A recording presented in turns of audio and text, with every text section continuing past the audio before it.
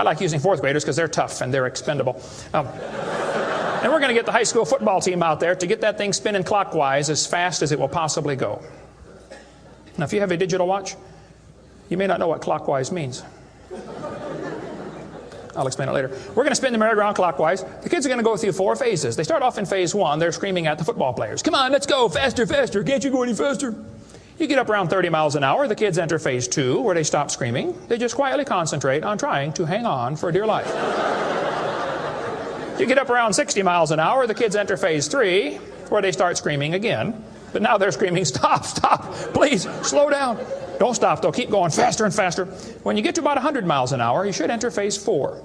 That's where the kids begin to fly off the merry-go-round. Now, when this happens, you will notice a very interesting phenomena of physics. If the merry-go-round is going clockwise, when the kid flies off, the kid will be spinning clockwise until he encounters resistance, like a tree or telephone pole. That's because of a law in physics known as the conservation of angular momentum. You see, if a spinning object breaks apart in a frictionless environment, the fragments will all spin the same direction. It's very simple. It's because the outside is moving faster than the inside. And so it keeps the same direction of spin. The professor said, yes, I understand about the conservation of angular momentum. I said, well, good. I'd like to ask you a question then, sir. If the whole universe began as a swirling dot, like you said, why do 2 planets spin backwards?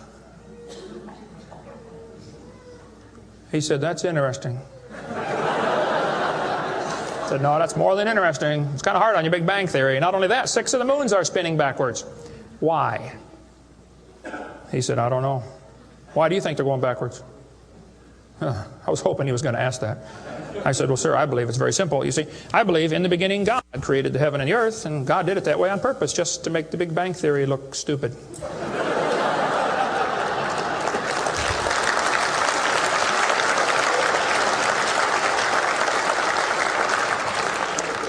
I do believe in the Big Bang, folks. I really do. The Bible teaches the Big Bang. 2 Peter 3:10 says, the heavens shall pass away with a great noise. In the original Greek, that's a Big Bang. So there's going to be a Big Bang. It just didn't happen yet, that's all. So kids, if you go to school and some professor says, do you believe in the Big Bang? You should say, yes, I do, and you better get saved and get ready for it. The Big Bang is coming soon to a city near you. By the way, if the Big Bang Theory were true, the matter would be evenly distributed. But it's not. It's lumpy. They're called galaxies. And in zillions of miles and nothing called voids. And to try to salvage the dumb Big Bang Theory, they've got all these wild theories of why isn't the matter evenly distributed? They'll say, well, maybe there's black holes, or maybe there's antimatter. They got all this stuff. It's all trying to rescue this crazy Big Bang Theory. And it's a dud, folks. It didn't happen. There are zillions of stars out there. I mean, lots and lots of stars. And we haven't even seen them all. If star births, they ought to at least equal star deaths, and they don't. We see a star blow up about every 30 years. It's called a nova or a supernova. Well, then how come there are only 300 dead stars out there that we can see, supernovas? It's only a few thousand years worth, isn't it? There ought to be trillions of them, if evolution were true. This fellow said, I have a little hesitation in saying that a sickly pall now hangs over the Big Bang Theory. Yep. I think it is stupid. Now, if you want to believe it, that's fine. I don't care what anybody believes. That doesn't bother me. But see, the problem is they want to use my tax dollars to teach that to your kids in our schools. And that's where the problem comes in. Okay? If you want to believe in the Big Bang, just enjoy yourself. But keep your religion at home. Okay? Because it is a religion. Then they tell the kids the earth formed from a hot molten mass 4.6 billion years ago. This is part of the theory, and it's in all the textbooks. 4.6 billion years ago, earth cooled down, formed a rocky crust. I think that is stupid, and I'll show you why. Was the earth ever really a hot molten mass 4.6 billion years ago, and it cooled down? This textbook says, as earth formed, the surface was like the moon. There were hot pools of bubbling lava. I don't think so. My Bible says the Spirit of God moved upon the face of the waters. So the earth was not created a hot molten mass. It was created under water, which means it has to be less than 212 degrees Fahrenheit or 100 degrees centigrade, or it wouldn't be water, it'd be steam. So the earth was never a hot molten mass according to Scripture. Then when you look in the granite rocks, you find little tiny halos made of polonium.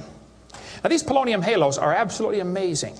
Robert Gentry, a friend of mine from Knoxville, Tennessee area, he has been studying radiopolonium halos for a long time. I met him back in the year 2000 and went down to his laboratory and I got to see some of the halos through the microscope. These little polonium halos are interesting because they have a half-life of less than a few minutes. If the rock was hot, when the polonium, radioactive polonium, decayed and sent out the little particles and made the halo, it would melt away. Like at 4th of July, they shoot fireworks up. Makes a circle. Does the circle stay there? No, it all falls down, right? There are probably none up there now from the last 4th of July, are there? You'd have to freeze the whole atmosphere to keep that sphere in place. This polonium would have to be decaying in a rock that is already solid. So the Earth was never a hot molten mass. Get Robert Gentry's book if you want a lot more on that. But all over, the granites all over the world contain these polonium halos. So it is stupid to say the Earth was a hot molten mass. We have scientific evidence it was not. Here they tell the kids, though, the Earth was hot with large pools of bubbling lava, and that is just stupid. It can't possibly be true. Then they tell them life got started about 3 billion years ago. See, according to the theory, 20 billion years ago there was a big bang. 4.6 billion years ago the Earth cooled down, formed a hard rocky crust, and it rained on the rocks for millions of years and turned them into soup. And the soup came alive about 3 billion years ago. This is what the books teach. This fellow says, both the origin of life and the origin of major groups of animals remains unknown. How did life get started anyway? Well, this textbook tells the kids, oceans formed as it rained on the rocks for millions of years. Yes, boys and girls, millions of years of torrential rains created great oceans. And swirling in the waters of the oceans is a bubbling broth of complex chemicals. Progress from a complex chemical soup to a living organism is very slow. Well, I guess it is. It's totally stopped. Doesn't even happen. That's how slow it is. This one says the first self-replicating systems must have emerged in this organic soup. Was your great-great-great-great-great-great-great-great-great-great-great-grandpa soup? I think that's stupid, okay? Now, if they want to believe it, that's fine. I don't care what they believe, but don't call it science. What happened back in the 1950s, a guy named Miller and Urey wanted to know how the Earth and solar system had come to be. So they tell the kids he took a mixture of Earth's primitive atmosphere. We'll talk about that in a minute. He never proved how life originated, but he did add evidence to the theory that life could have started by itself. Well, is that true? Now, did he really do that? Well, let's just study the facts here. This textbook tells the kids many important events occurred during the Archean era, the most important of which was the evolution of life. Progress from complex molecules to even the simplest living organism was a very long process. Long ago and far away. Fairy tale kids coming up. First living cells emerged 4 billion to 3.8 billion years ago. I like that word, emerged. They use it all the time, like that explains how it happened, you know. It just emerged. There is no record of the event, they tell the kids. Look, kid, we know what happened and you're going to be tested on this, but there's no proof. Oh, okay. It's not science. First living self-replicating systems must have emerged in this soup. I don't think so. Here's what students are taught in school. This picture of the different glass tubes and flasks and pipes going around, they tell them this is how they made life in the laboratory. He said he studied the chemical reactions of gases that existed in Earth's primitive atmosphere. Ooh, now this is important, okay? Notice up in the upper right-hand corner, he had methane, ammonia, water vapor, and hydrogen, no oxygen. He circulated these gases through these tubes through a spark, supposed to represent lightning. And sure enough, it produced a red goo at the bottom of the flask and had some amino acids in it. They didn't come close to getting life, though. Miller excluded oxygen in a reducing atmosphere because life could not evolve with oxygen. Anything that got together would oxidize. Cut a banana open, lay it on the table, it'll turn brown, it'll oxidize. Okay, so will an apple, so will anything alive. It'll oxidize. So that's why he didn't have any oxygen in the experiment. One of his gases was ammonia. Well, this creates a real serious problem because ammonia is destroyed by UV light. And UV light must be blocked by ozone, which is made from oxygen. I got a problem here. This textbook says several billion years ago, Earth's atmosphere had no free oxygen. Well, that's just simply not true. Ozone is made from oxygen and it blocks UV light, and ammonia, one of the gases needed for the experiment, is destroyed by UV light. So life cannot evolve without oxygen. But also life cannot evolve with oxygen. Well, I got a solution for that one. It didn't evolve. And by the way, the earth has always had oxygen, even more than it does today, okay? Air bubbles are often found trapped in amber, like the movie Jurassic Park, you know, where they drilled in and got the mosquito blood. These air bubbles, though, have 50% more oxygen than we do right now. We cover more on that on my video series, videotape number 2, about what the pre-flood world was like and why they lived to be 900 on the blue series of tapes out there on the table. But this textbook says the mixture at the bottom of the flask was rich in amino acids. Oh, come on. That is stupid. It was not rich in amino acids. Let's tell the kids what they really found, okay? He filtered out the product. As this gas went through the tubes, he sparked it, produced this goo at the bottom, and he drew the goo off, because if it went through again, it would be destroyed by the spark. Now, in real life, you're not going to get a section of the ocean protected. They say this just happened by chance in the ocean. You can't filter out the product then. Secondly, what he made was 85% tar, 13% carboxylic acid, 2% amino acids. So 98% of his mixture was poisonous to life. I would not call that a success. And there are 20 different amino acids, sort of like 26 letters in the alphabet. There are 20 amino acids. Those amino acids go together to make proteins, like letters go together to make sentences. Mostly he made just 2 of these amino acids. And they bond with the tar and the acid very quickly, more readily than with each other. It was a failure as an experiment. Amino acids are like letters of the alphabet, sort of like building blocks. You have to have a bunch of amino acids to make a protein. Then you have to have a bunch of proteins to make a cell. And you got to have a bunch of cells to make an organism. And one cell is more complex than a space shuttle. And all he got was a couple of the amino acids. That's like me dropping toothpicks, and I happen to make a few letters of the alphabet. That's possible, isn't it? Toothpicks could fall in the shape of a T, or an H, or an I, or an E. That's possible. But if I'm able to drop toothpicks and produce a few letters of the alphabet, should I therefore conclude that nobody wrote Webster's dictionary? The difference between making a letter with toothpicks and making Webster's dictionary is about like making an amino acid and making a living cell. He didn't come close to making life.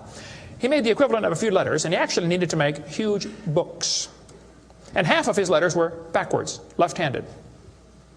This creates a real problem, since the simplest proteins, the smallest proteins, have 70 to 100 amino acids, all of them left-handed.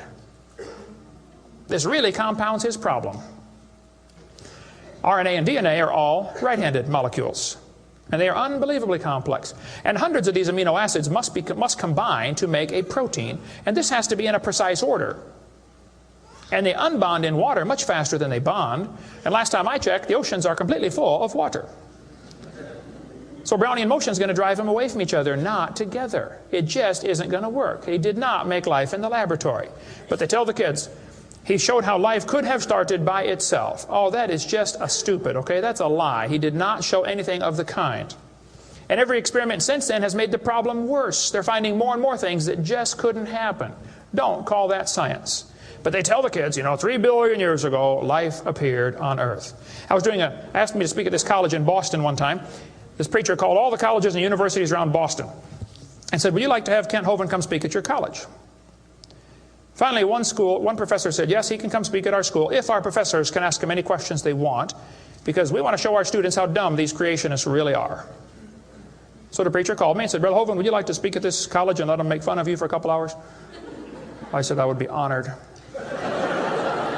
So I showed up. There were 6 professors and all their students. I felt like Daniel in the lion's den.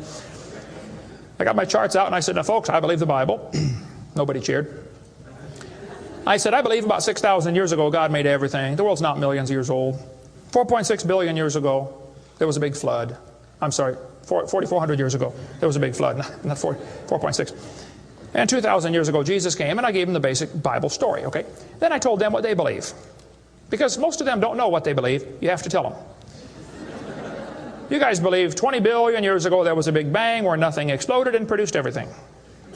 4.6 billion years ago, the earth cooled down, made a hard rocky crust. It rained on the rocks for millions of years, turned them into soup, and the soup came alive 3 billion years ago. And this early life form found somebody to marry. Boy, now that's a good trick. And something to eat, of course, and slowly evolved into everything we see today. One professor was getting kind of upset about this time. I seem to do that to them.